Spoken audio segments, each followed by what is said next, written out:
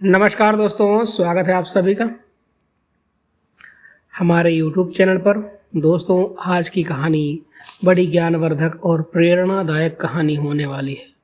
हिंदू धर्म में गाय माता को माँ का दर्जा दिया जाता है। इस कहानी में गाय माता ने यह बताया है आखिर मनुष्य गरीब क्यों रहता है, किन कर्मों से मनुष्य गरीब रह जाता है। दोस्तों, गाय माता को 33 करोड़ देवी देवताओं का आशीर्वाद प्राप्त होता है। जब देवताओं और असुरों में समुद्र मंथन हुआ था, उस वक्त अन्य रत्नों के साथ समुद्र मंथन से गाय माता की भी उत्पत्ति हुई थी और गाय माता को हमारे उद्धार के लिए कलयुग में भेजा गया था। तो प्रिय दोस्तों, आज की जो कहानी है, इसे सुनने के बाद आप गरीब नहीं रहेंगे। अगर आप इस कहानी को ध्यान से सुनेंगे, गाय माता की बताई गई बातों पर अमल करेंगे, तब ये बातें आपके लिए पूर्णतः लाभकारी होंगी। तो दोस्तों, कहानी को शुरू करने से पहले आप हमारे चैनल को सब्सक्राइब कर लीजिए, बेल आइकन दबा करके ऑल पर क्लिक कर लीजिए, वीडियो को लाइक ज़रूर कर दीजिए और कमेंट बॉक्स में जय गौ माता ज़रूर लिख दीजिए। दोस्तों, आइए इस वीडियो को शुरू करते हैं।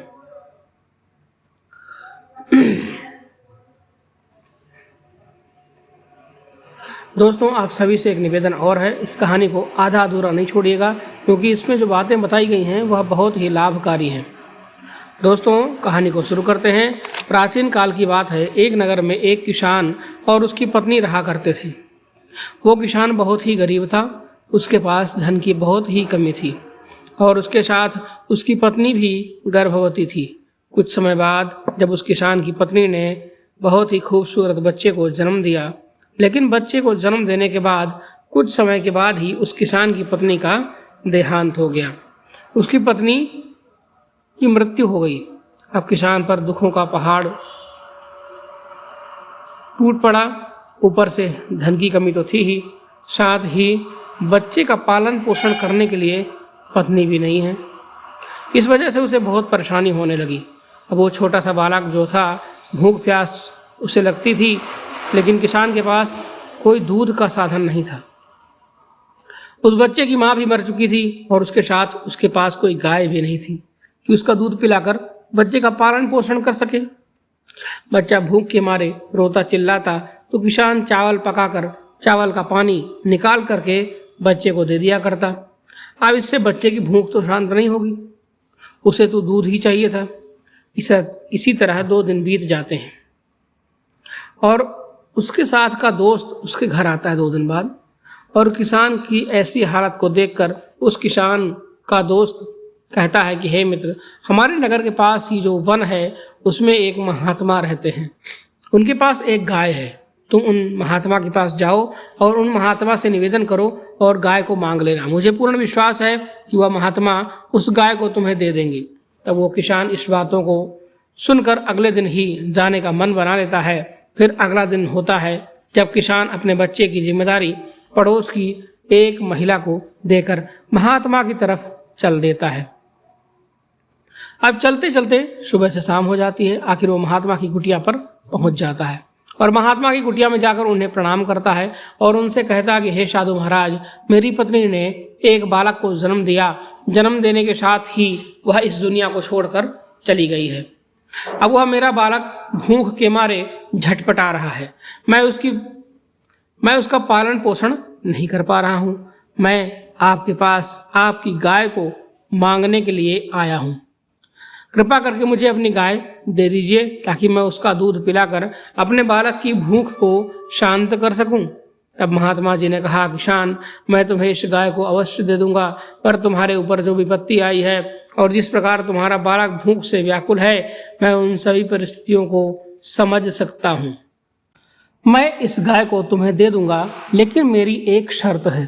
तुम इस गाय को अपने पास ले जाकर इसके खाने पीने और रख रखाव का पूरा ध्यान रखोगे, समय समय पर चारा पानी देते रहोगे और सुबह अपने भोजन करने से पहले तुम इस गाय को 1 रोटी ज़रूर खिलाओगे, क्योंकि जहाँ गाय माता जाती है उनके पीछे रिद्धि सिद्धि के दाता और भाग्य के विधाता भी आ जाते हैं। इस गाय को ले जाने के बाद तुम इसकी सेवा करोगे।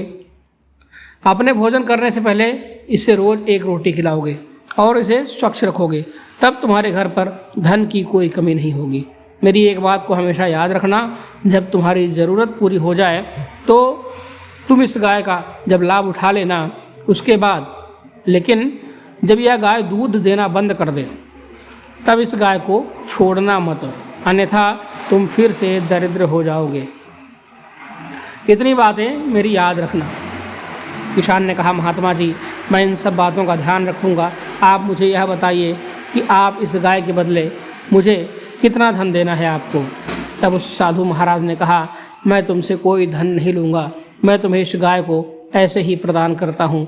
मैं तुमसे धन को लेकर क्या करूँगा? मैं हूँ एक सन्यासी, मुझे धन दौलत की कोई आवश्यकता नहीं है।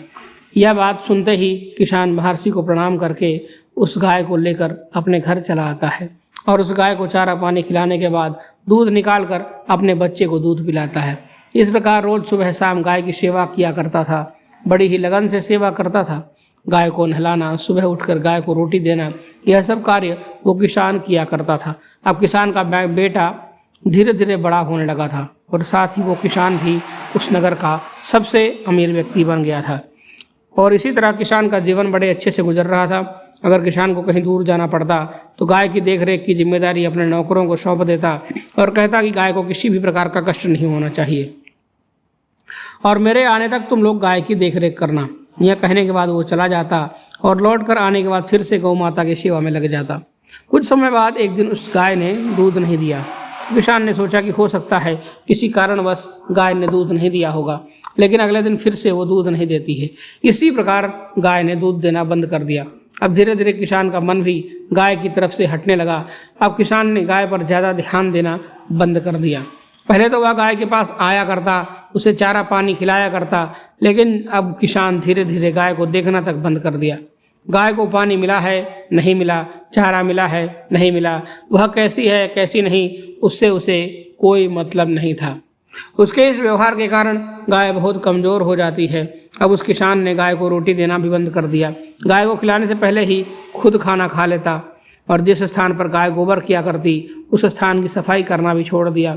इसी तरह गाय के आसपास गोबर और गोमूत्र इकट्ठा होने के कारण कीड़े पड़ने लगे और गाय की गौशाला बहुत ही गंदी हो गई और गाय खुद बेचारी भूख प्यास से दुबली पतली हो गई। एक दिन किसान उस गाय के पास आता है और गाय को देखकर बड़ा ही क्रोधित हो जाता है और उस गाय को खूंटे से छुड़ाकर सीधे वन की तरफ लेकर चला जाता है और वन में छोड़ देता है। इसके बाद वो किसान घर आया तो उसने देखा कि उसका बेटा बीमार पड़ गया है। वह अपने बेटे को वैद्य के पास लेकर भागता है और कहता है, वैद्य जी, मेरे पुत्र को ठीक कर दीजिए, आपको जितना भी धन की आवश्यकता है मैं दूंगा। वैद्य ने कहा ठीक है और इलाज करना शुरू कर दिया। लेकिन कितना भी इलाज करने के बाद उस बालक की स्थिति में सुधार नहीं हो रहा था। तब उस वैद्य ने कहा कि मुझे और धन की आवश्यकता होगी, यहाँ इस नगर में इस बालक को ठीक नहीं किया जा सकता, इसलिए हमें दूसरे नगर को जाना होगा और वहाँ बहुत अधिक धन खर्च होगा। किसान ने कहा, मेरे पास जितना धन था मैंने अपने बालक की दवाइयों पर सब लगा दिया, इसके उपचार में लगा दिया, अब मेरा घर बचा है। तो किसान ने अपने बालक के उपचार के लिए अपना घर भी बेच दिया। उस घर को बेचकर जो पैसा मिला उस पैसे से उस बालक का इलाज करवाया। कुछ समय बाद किसान का बेटा स्वस्थ हो जाता है और फिर किसान अपने बेटे को लेकर वापस अपने गांव आ जाता है। वह जब वापस आता है तो उसका घर नहीं रहता। वह अपने बेटे को लेकर पुरानी झोपड़ी में चला जाता है और वहीं पर फूट फूट कर रोने लगता है। किसान सोचता है कि यह सब मेरी ही गलती के कारण हुआ, मैंने ही महात्मा की बातों पर ध्यान नहीं दिया, गौ माता पर अत्याचार किया, उन्हीं की देख रेख नहीं की, उनके भोजन चारे पानी की व्यवस्था नहीं की, इसी कारण मेरे साथ ऐसा हुआ है। यह सोचकर वह किसान रोने लगता है। फिर अपनी गाय को ढूंढने के लिए निकल पड़ता है। वन में कुछ दूर चलने के बाद उसे अपनी वही गाय दिखाई देती है जिसे उसने छोड़ा था। अब गाय के पास जाने के बाद किसान अपनी गाय के पैरों में गिरकर माफ़ी मांगने लगता है और विनती करने लगता है कि हे गाय माता, मैं आपका अपराधी हूँ, मैं आपका ख्याल नहीं रख सका, आपको खूंटे से बांधकर चारे पानी के लिए तरसा दिया, आपके स्थान से मलमूत्र साफ नहीं किया, मेरी ही गलती के कारण आप हड्डियों का ढांचा बन गई हैं। गौ माता, आप मुझे माफ़ कर दीजिए और मेरे साथ चलिए। तब गौ माता ने कहा, हे किसान, अगर ऐसी बात है तो तुम्हारी हमेशा यह 3 बातें याद रखना। मैं तुम्हें ऐसी 3 बातें बताती हूँ जिन्हें तुम हमेशा अमल करोगे तो तुम्हारी ज़िंदगी में कभी भी धन की कमी नहीं होगी। और जो तुम अपने जीवन में उन्नति करोगे, आगे बढ़ोगे।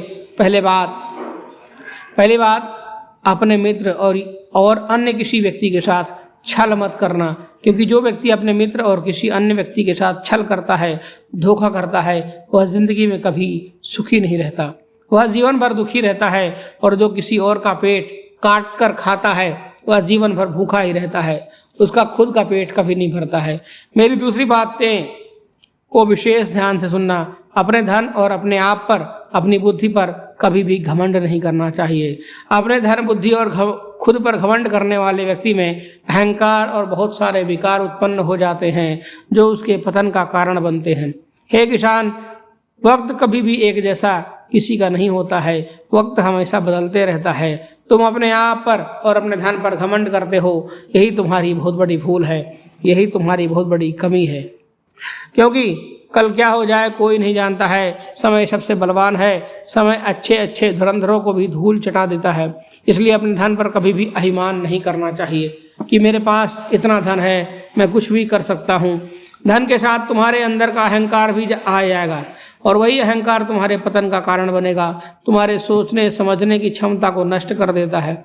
मेरी तीसरी बात, अपने घर की कोई भी सलाह किसी भी बाहरी व्यक्ति से नहीं लेना चाहिए। अगर घर में आपके बड़े माता पिता मौजूद हैं, तो उनकी मौजूदगी में आप उन्हें नज़रअंदाज करके किसी और से सलाह लेते हैं, तो भी आपका काम सफल नहीं होगा। वह व्यक्ति आपके काम को बढ़ाने के बजाय आपके काम को बिगाड़ने में लगा रहेगा, आपको सही राय नहीं देगा।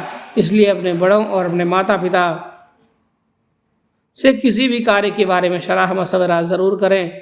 इन सारी बातों को आप अमल करोगे तो तुम्हें जीवन में उन्नति प्रदान करेंगे, उन्नति करोगे जीवन में। धन धान्य का भंडार तुम्हारे घर में हमेशा भरा रहेगा। किसान ने गौ माता को सारी बातें बताई। किसान ने गौ माता की सारी बातों को बड़े ध्यान से सुना और कहा, हे माता, मैं आपकी सारी बातें मानूंगा, लेकिन कृपा करके आप हमारे साथ चलिए। तब माता ने उस किसान को क्षमा कर दिया और क्षमा करके उस किसान के साथ चली गई। अब किसान ने गौ माता की खूब सेवा की। सेवा पाकर गाय माता फिर से अच्छी हो जाती है, और उसके साथ साथ उस किसान का घर भी धीरे धीरे अन्न धन से भरने लगता है, वह फिर से धनवान होने लगता है। दोस्तों, इस कहानी में आपने देखा कि गौ माता का अनादर करने से कितना बड़ा पाप चढ़ता है। कहा गया है कि जो मनुष्य गौ माता को अपना जूठन खिलाता है, उसके घर में कभी बरकत नहीं होती है। वह तो सोचता है कि मैं गौ माता को खूब खिला पिला रहा हूँ, फिर भी मैं गरीब क्यों हूँ। तो दोस्तों, शास्त्रों में कहा गया है कि गौ माता को 33 करोड़ देवी देवताओं का आशीर्वाद प्राप्त होता है। गौ माता एक देवी का रूप है, इसलिए गौ माता का अपमान ना करें, उसे जूठन ना खिलाएं। देखा जाता है कि जो लोग सुबह शाम का भोजन करते हैं, उसका जूठन किसी पात्र में रख लेते हैं, उस जूठन को गाय माता के चारे में मिलाकर खिला देते हैं। तो ऐसा नहीं करना चाहिए। हमें अपने जूठन को गाय माता को नहीं खिलाना चाहिए। जो जूठन को गाय माता को खिलाता है, उसके जीवन में कभी भी धन की वृद्धि नहीं होती है, उसके घर में हमेशा कंगाली आने लग जाती है। हमें अपना जूठन कभी भी गाय माता को नहीं खिलाना चाहिए। जो व्यक्ति सुबह ब्रह्म मुहूर्त में नहा धोकर गाय माता के चरण स्पर्श करके उनके माथे पर प्रेम से हाथ फेरता है और अपने खाना खाने से पूर्व गाय को एक रोटी खिलाता है, वह अवश्य ही जीवन में सफल हो जाता है। उसके जीवन में धन धान्य की कभी कोई कमी नहीं रहती है, उसके जीवन में ऐश्वर्य की प्राप्ति होती है। साथ ही गौ माता का आशीर्वाद उस व्यक्ति के जीवन भर उसके ऊपर रहता है। उसका घर धीरे धीरे धन धान्य से भरने लगता है, धीरे धीरे उसका परिवार भी सुखमय होने लगता है। तो दोस्तों, आपको हमारी यह कहानी कैसी लगी कमेंट करके ज़रूर बताइएगा, और अगर आपको यह कहानी अच्छी लगी हो तो कृपया हमारे चैनल को भी सब्सक्राइब कर लीजिए। जल्द ही मिलेंगे एक नई वीडियो में एक नई जानकारी के साथ। तब तक के लिए धन्यवाद।